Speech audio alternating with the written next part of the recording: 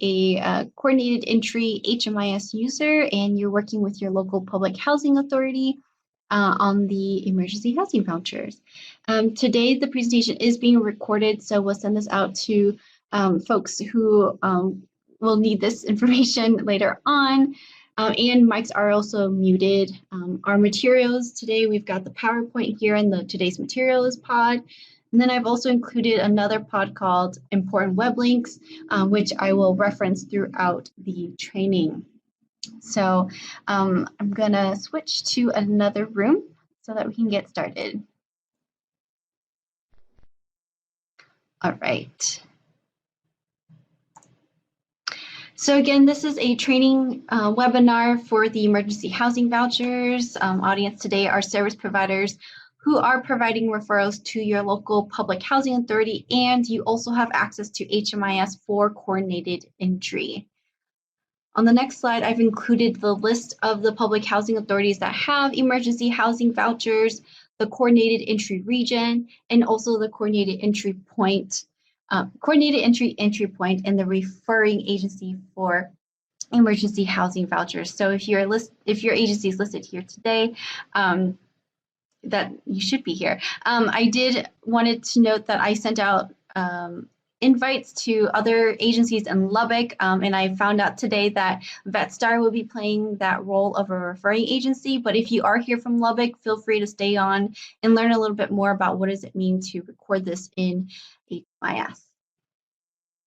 And yes, if you have anyone who's watching with you, please put that in the chat as well so we can mark you down as being here today. So on the agenda today, first I'm going to go through some background information, which may be information y'all already know, but I just wanted to make sure that we cover that before we head into the referral process in HMIS.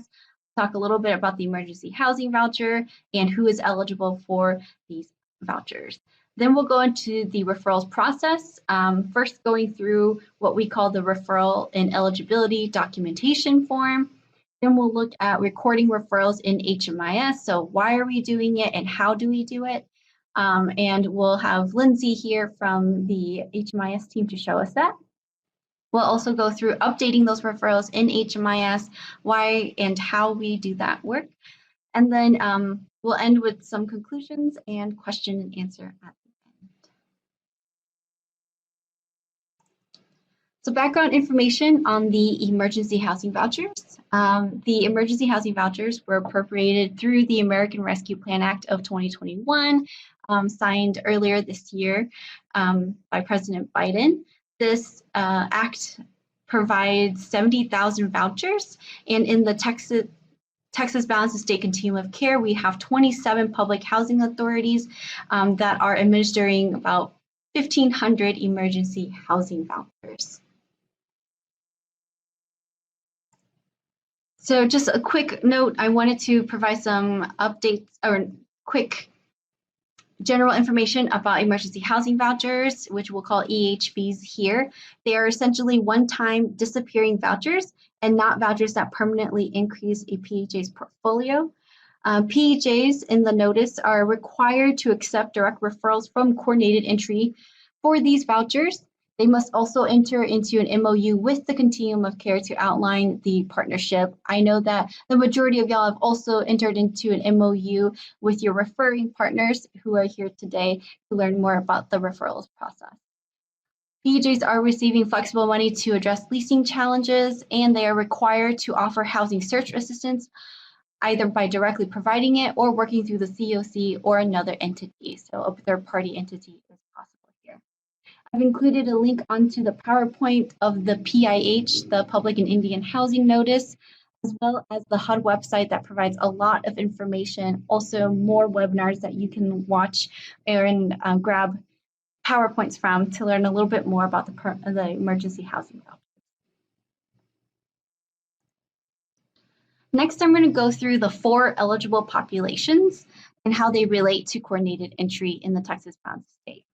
So the first eligible population are those who are defined as homeless. by HUD. And here I have categories 1, 2, and 3. I'm not going to read them all, but just highlighting that for the emergency housing voucher, it is possible for categories 2 and 3 to be eligible for these vouchers. However, in the Texas Balance of State Continuum of Care, our process for coordinated entry only covers category 1 and 4. And so category 1 being literally homeless, category 2 being imminent risk of homelessness, and then category 3 being homeless under other federal statutes.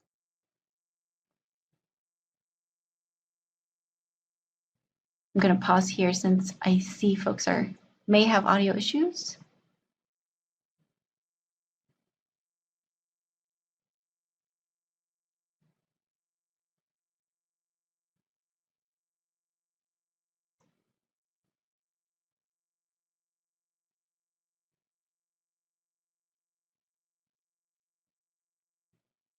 Okay, I'm going to continue with the second eligible population here. The second eligible population is those at risk of homelessness. This is the at risk of homelessness definition that is provided by the Emergency Solutions Grant Program. And so within that at risk of homelessness, I've included all 3 categories of at risk of homelessness. Essentially, at risk of homelessness covers individuals and families, unaccompanied children and youth, and families with children and youth. It's also very detailed, especially for category 1 here, with the annual income below 30% AMI and does not have sufficient resources and meets one of the following conditions, which is listed there A through G.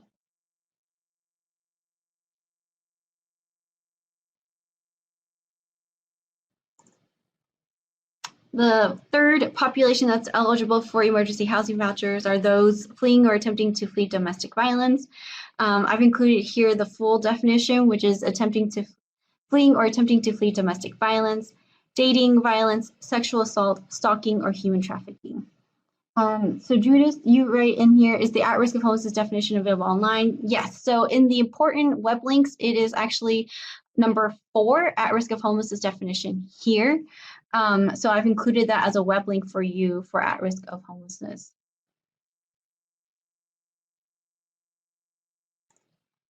And the fourth eligible population for emergency housing vouchers are those who are recently homeless. This includes individuals and families who have previously been classified by a member agency of the COC as homeless, but are not currently homeless as a result of homeless assistance, financial assistance or services, temporary rental assistance, or some type of other assistance, and where the COC or its designee determines that the loss of such assistance would result in a return to homelessness or the family having a high risk of housing instability. Examples of this may include those who are participating in rapid rehousing and permanent supportive housing. So emergency housing vouchers can be used as moving on strategies for those who are in rapid rehousing or permanent supportive housing. So out of those 4 eligible populations, as you all know, coordinated entry is open to category 1 and 4 homeless. And for those who are participants in rapid rehousing and permanent supportive housing, they should have gone through the coordinated entry process as well. Those that are not a part of coordinated entry at this moment are those that are at risk of homelessness and those that are the other categories 2 and 3 of homeless under the HUD definition. So I'm going to pause here and see if there's any questions about emergency housing vouchers or the definitions before I go into the referrals process.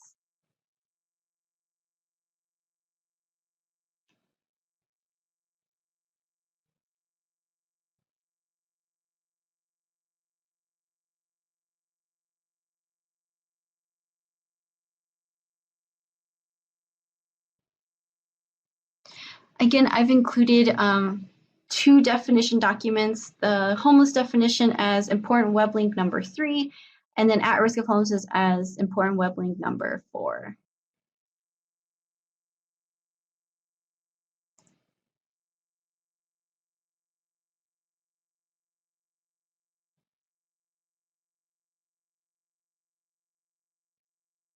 I see that someone is typing into the chat room, so I'm going to wait for a second.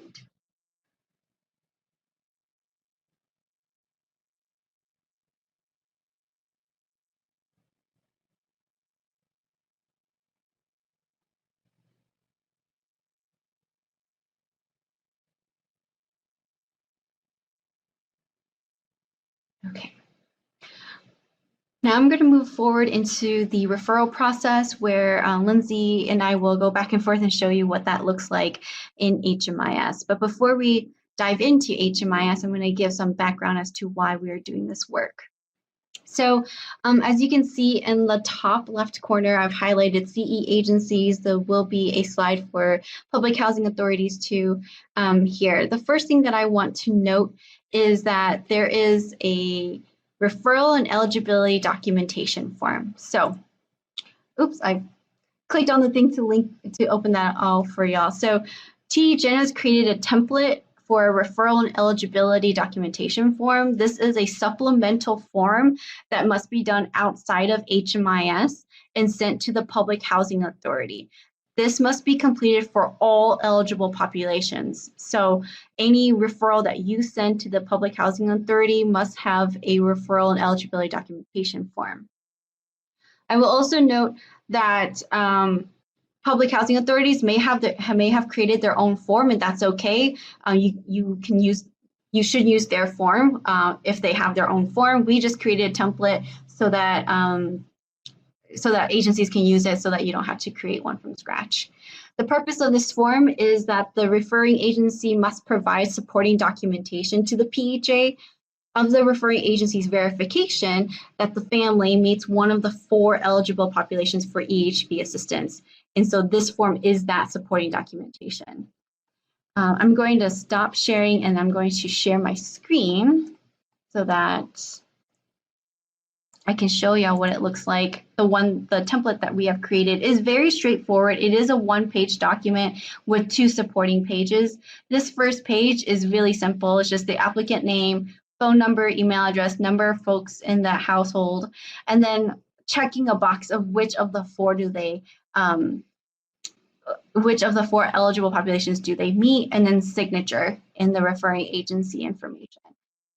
The second and the third page include in-depth definitions of individuals who are homeless, those who are at risk, fleeing or attempting to flee domestic violence, and information about those who are recently homeless. So to provide the referring agency more in-depth definitions of this. But essentially, the first page is what the PHA needs in order to move forward with the referral.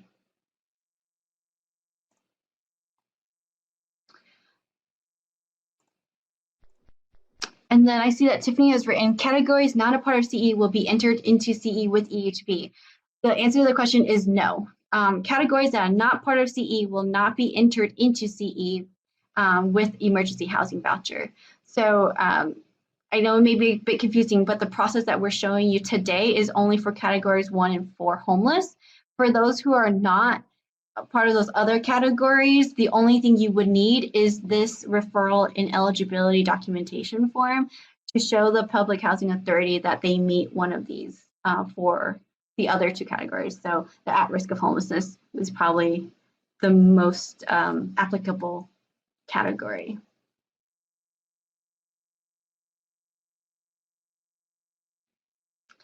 Okay, so that is a great segue into my second piece of recording referrals in HMIS. So this is for HMIS users that have access to coordinated entry and the coordinated entry work group. Again, coordinated entry at this moment in time is only open to literally homeless and those fleeing or attempting to flee domestic violence. One of the reasons why we are wanting to capture and record these referrals into HMIS is so that we can ensure that there's data collection regarding those clients in HMIS who are referred to EHVs. Essentially, like if you have a client in HMIS and you've been serving this client and you want to move forward with this client in emergency housing vouchers, it would be great to see that that work happened through the documentation in HMIS, right? And to kind of close out their case, so to speak, in HMIS. The second reason is just to provide an estimate of how many clients in HMIS were referred to emergency housing vouchers in the Texas balanced estate at an aggregate level. We know that we're not going to be able to capture every client who was referred to emergency housing vouchers, right? Because, you know, for example, some victim service providers are doing direct referrals, so we're not going to see that work. We're not going to see at risk of homelessness in there, but for those that we can see in HMIS, we want to, as much as possible, record those referrals so that we can see how many clients in HMIS were eventually referred to emergency housing vouchers at an aggregate level. Again, who is going through this and which clients are going to be a part of this process? It would be those who are literally homeless, those who are fleeing or attempting to flee domestic violence, if the client is not coming through a victim service provider, and then those who are recently homeless, so moving on from rapid rehousing or permanent supportive housing. A note here, everything that we're talking about today is in this wonderful infographic here. It is also under important web links number 2, the EHV referral process in HMIS. Marissa Ortega, our CE data analyst, created this so that it's a one-pager that you can print out, have at your desk, and always reference for recording referrals. So with that, I am going to switch off to Lindsay to show us how to record referrals in HMIS. Thanks, Linda. I am going to share my screen really quickly.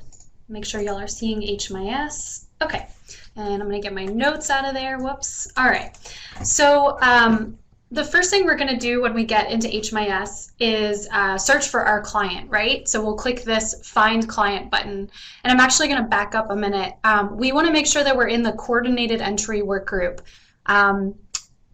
So just double check that if you do have access to other types of work groups like shelter housing or non-shelter housing, you want to switch over to that coordinated entry work group and click apply. And then we're going to search for our client. I went ahead and created a couple of clients to walk us through some of this. So I will quickly find the correct client that I already made, but essentially, you know, we all know how to search the system for our client. And when you find them, you'll click on their row.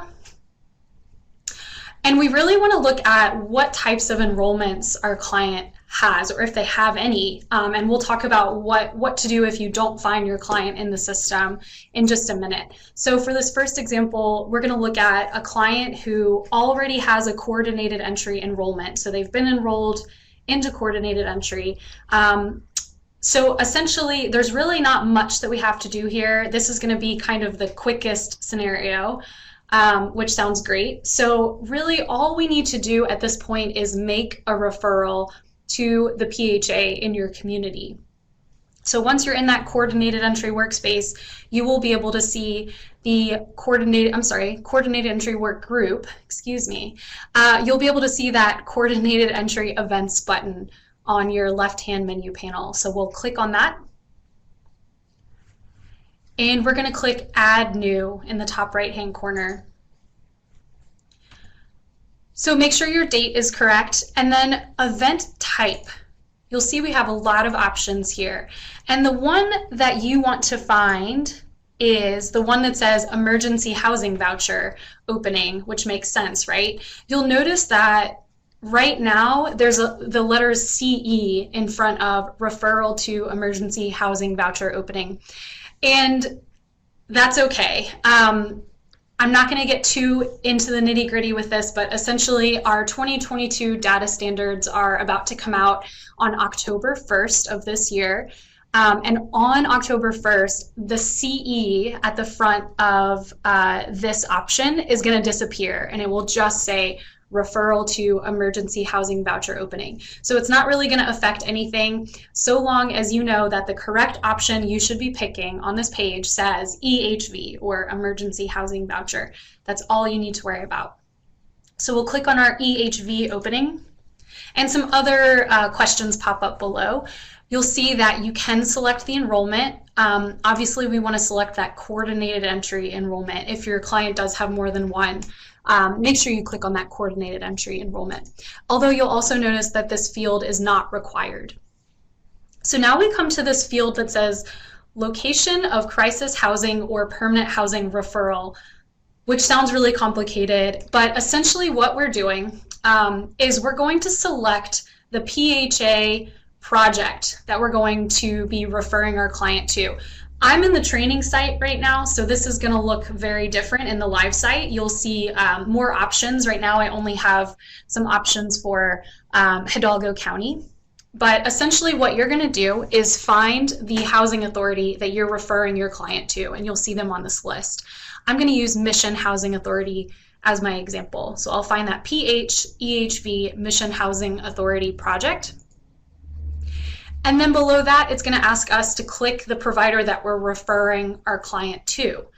So I'll click on that magnifying glass. Same thing, we're in the training site here, so we're not going to see all of the options that we would see in the live site.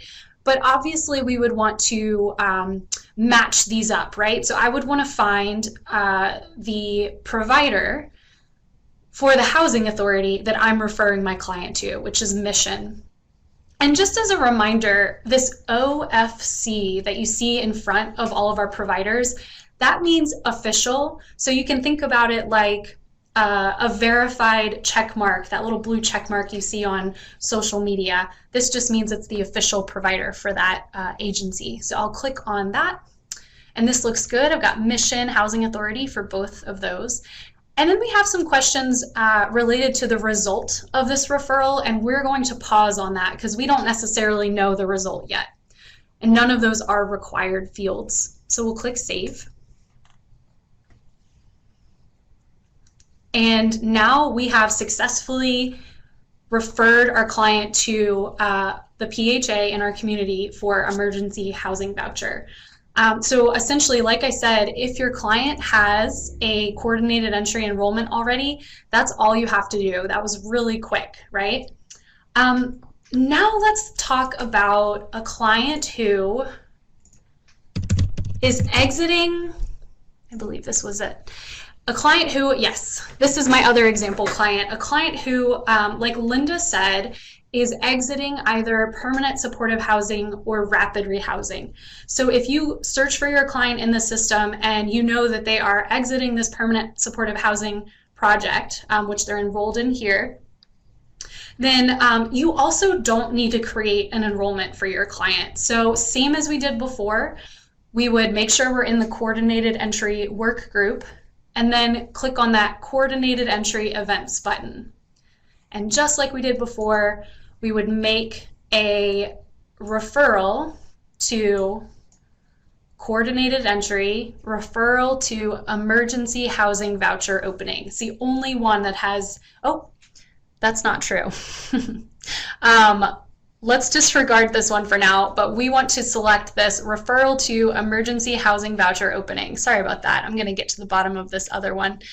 And then one thing you'll notice, if you are making this referral for a client who is exiting PSH or rapid rehousing, there won't be an enrollment here to select. And that's okay because this field is not required. So we can just leave this blank. And same thing as before, you would just search to find the PHA that you're referring your client to. I'll choose McAllen this time. And then again, you're going to click on this magnifying glass next to refer to provider. And you would search using this criteria to find the official McAllen Housing Authority provider profile. And again, I'm going to leave these result fields blank because I don't necessarily know if the client was housed with this voucher yet. And click Save. So super quick, super easy, super straightforward. But what if you're, I'm going to head back to the dashboard. What if you search the system for your client and you don't find your client, they're not in HMIS yet, or they don't have an enrollment. They're not exiting permanent supportive housing or rapid rehousing, and they don't have a coordinated entry enrollment. You would need to enroll them in coordinated entry. So we would want to click the coordinated entry workflow button. I'm not going to do that now because you should all know, how to do that. but essentially we would do an entire coordinated entry intake with the client, the VI SPIT-AT, and in that workflow, if you remember, at some point you will come to the coordinated entry events page. This would come up in the workflow. So you could create this emergency housing voucher opening as you enroll the client into coordinated entry. That page is optional, meaning you can skip it. If you accidentally do that in the workflow, that's okay, because after you finish their coordinated entry enrollment, you can always just click on this page and create a new coordinated entry event, which is our referral to emergency housing voucher opening. So just to recap, if they already have a coordinated entry enrollment, or if they're exiting permanent supportive housing or rapid rehousing and they have that enrollment, all you have to do is make that coordinated entry event referral. If they don't have any of those enrollments, you would need to enroll them in coordinated entry. And then I'm going to pass things back off to Linda. So I'm going to stop sharing. All right. Thanks, Lindsay. So the next is just a short slide for public housing authorities, because many public housing authorities do not have access to HMIS. So even though we're recording this in HMIS, many of them will not be able to see it, right? So steps after a referring agency completes this in HMIS, and they also send along a documentation form, the public housing authority should receive and review that EHV referral and eligibility form, whether it's their own template or the THN template, and then start contacting that household. They can use the contacting households policy, which we have for coordinated entry. That policy states attempting to contact the household 5 times over 10 business days, and then update the referring agency about the result of that referral, either successful or unsuccessful. So letting the referring agency know, yes, this person is eligible, we're moving forward with them in emergency housing voucher, mark them as successful. There's also marking folks as unsuccessful, meaning they weren't eligible after review, or the client was no longer interested, or you were unable to contact them after several attempts. So there is a way to update that referral in HMIS as well, so that we know the outcome, right? So just a few steps for the public housing authorities before they come back to the referring agency and provide that result. So once the public housing authority has, reviewed that referral, reaching out to that household, and they come back to the referring agency to provide information back to the agency, then the agency can go back into HMIS and update that referral. Again, the reason why this is important is to ensure accurate data collection regarding those clients, and also just to provide an estimate of how many clients in HMIS were successfully or unsuccessfully referred to the EHVs at an aggregate level for the COC.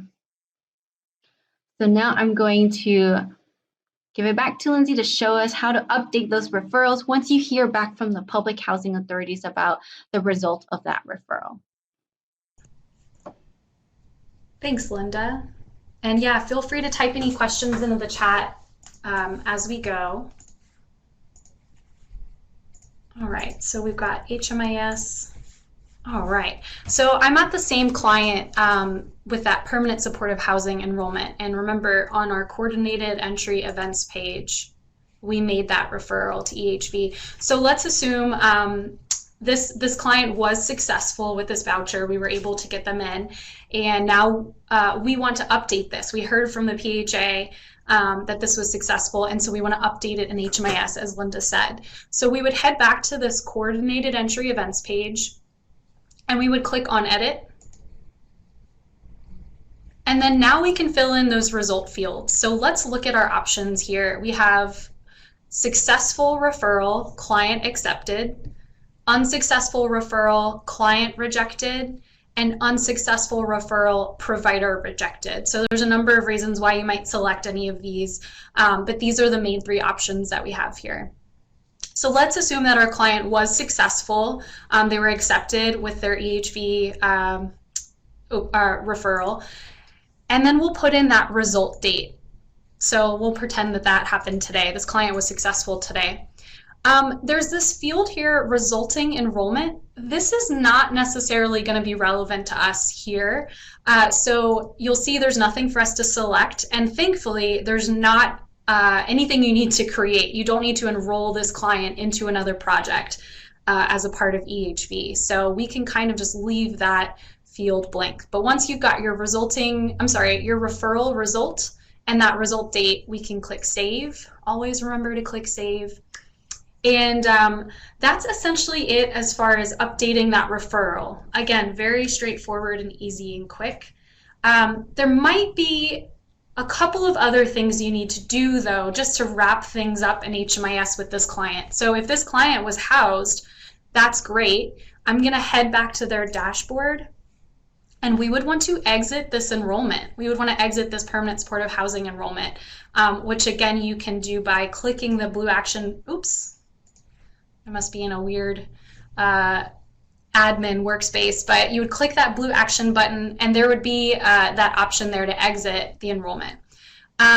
Same thing for coordinated entry enrollments. If this client was housed with EHV, then we would want to exit their coordinated entry enrollment. I'm going to move back over to my previous client so that we can look at a couple of other things. So this was my client, the first client example that I used that had that coordinated entry enrollment. So again, we would want to exit that enrollment. And then we would also want to update any of our clients' statuses. So heading to that services page and updating the client's CE status as well as their active and inactive status if they were housed. And then if this client was not successful, so if I came to edit this referral and I had to put unsuccessful referral, the client was rejected, and I put that result date and I clicked save, we would not want to exit this coordinated entry enrollment because this client has not been housed, so we want to keep them active in the system so that some other program hypothetically could house them down the road. And same thing with their statuses. We would want to leave them active in the system since they have not been housed. And I think that's it for my part of things. I'm going to switch back over to Linda. Thanks, Lindsay. We're nearing the end here. So just in conclusion, this referral process is only for those who are eligible for coordinated entry, that literally homeless and fleeing or attempting to flee domestic violence. The referral process includes completing a referral and eligibility documentation form, which is a paper form that you can download and then send the signed copy to your public housing authority, and also tracking those referrals in HMIS if you are an agency with access to HMIS and coordinated entry. And the reason why we're looking to track these referrals in HMIS is to ensure data and accurate data collection for that client, and also provide an aggregate level, an estimate, right, of how many clients in HMIS were eventually referred to emergency housing vouchers. And again, just to highlight our important web links, we've got the template here as the first important web link is just the TGen template for a referral and eligibility documentation form.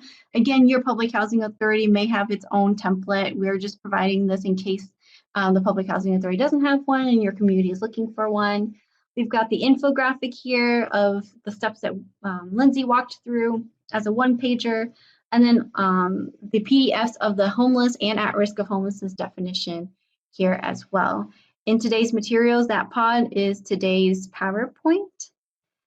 And with that, I'm going to leave the rest of the time for any questions that you may have, either about the referrals process, emergency housing vouchers, and anything else that you may have for today. Please put them in the chat.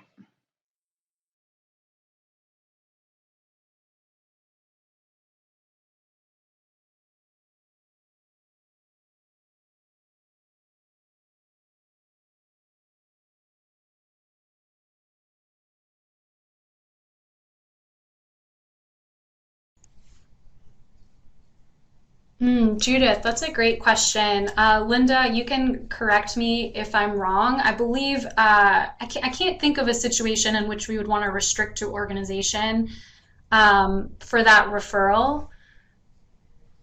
I guess. Yeah, I think you would be restricted to MOU. Yeah. Sorry, Yeah, I I interrupted believe. you. Oh, no, no, I think there's a little bit of a delay, so sorry. But no, yeah, Judith, I believe leaving it on restrict to MOU/info release would be the correct option. Alejandra asks, who signs the new referral, the case manager or the director of the referring agency? I think that's up to the referring agency, what protocols are in place at your agency for this. I would say most likely it would be the case manager who's making that referral, because it's